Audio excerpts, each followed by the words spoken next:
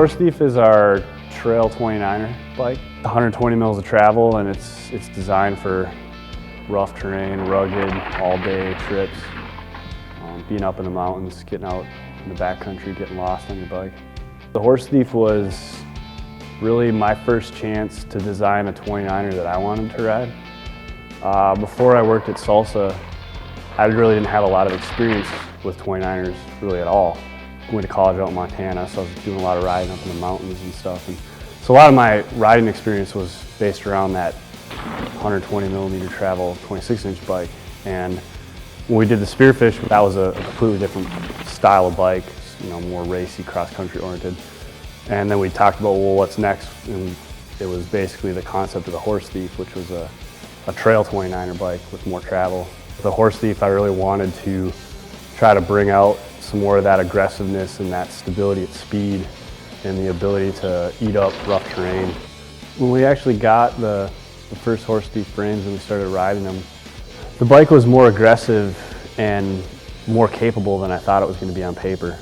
We were out in Salida, Colorado, test riding some of the protos, and we were riding some really rough, chunky descents, a lot of it blind that we'd never ridden before, and I was really blown away with the speed and momentum we were carrying through some of those sections. 2 years ago, after the first production started, we did the whole enchilada shuttle, and there was 4 of us and we were all riding Horsethief. And that trail is really cool because you start at like 11,000 something, 100 feet, and you descend all the way back down to the town of Moab, and it's 30-some miles of undulating descents. So you're going through all these zones, and you go from just butter smooth single track to like super ledgy, chunky deep roads, and like just rocks that want to eat tubes alive. And I've ridden the trail before, and that was probably the most fun I've ever had on that trail was riding a Horsethief, because it did so well. It was so efficient. It did such a good job of eating up the terrain no matter what it was, and really just going fast. It was super fun.